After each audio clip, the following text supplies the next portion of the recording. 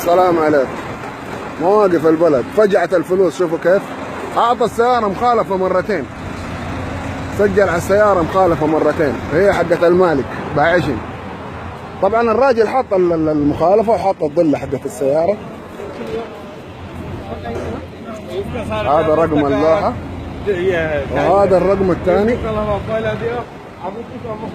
المشكلة انهم ادوه، اعطوه مخالفة والسيارة واقفة رسمي، وعليه مخالفة مسبقة.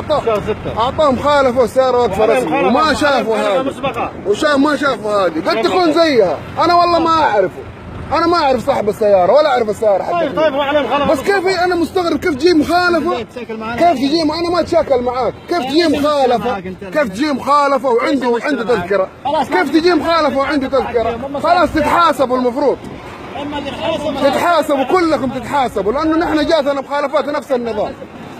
لا في جهات تحاسبكم، اللي حطكم يحاسبكم. هذا هو صاحب سيارة الرجال وهم غلطانين، وزي ما انتم سامعين مسويين مشاكل مع الناس. يقول لك انا ما حد يحاسبني. الجهات المختصة لازم تحاسب هذول الناس. طبعا هذا التسجيل صار في البلد شارع الذهب مركز باعشن. يعني شركة المواقف هذه صراحة بتسوي شغل جبار. اول كانت بتدي قسايم بس اللي هي المخالفات الوقوف، بعد كده صارت بتكلبش السيارات، تمام. بعد كده صارت يعني شافت ما في فايدة، الناس بدأت توعى، لأنه النظام محطوط للتوعية والاستفادة من المواقف. الناس وعيت وصارت تحط تذاكر، فصار الدخل قليل. ايش اللي صاروا يسووا؟ صاروا ينطلقوا بسيارات السحب على طول، يعطيك مخالفة الأول والثاني يجي وراه على طول يسحب لك السيارة. يعني ممكن في خلال 10 دقائق أو ربع ساعة تلاقي سيارتك انسحبت لو إنك أنت ما تدري. أو تجيك قسيمة مخالفة وما تنحط لك على الطاقة أو على مساحة القزاز الأمامي. طبعا أنت كيف تعرف إنه عندك مخالفة؟ ما تعرف. تيجي المرة الثانية توقف أنت ما أنت داري أصلا، تحسب إنها عدت، والله يسحبوا لك السيارة، يقول لك عندك مخالفات سابقة. أنا صارت معايا، تفاجأت لقيت عندي 3 مخالفات، يقول لك اشتكي، سدد وراجعنا.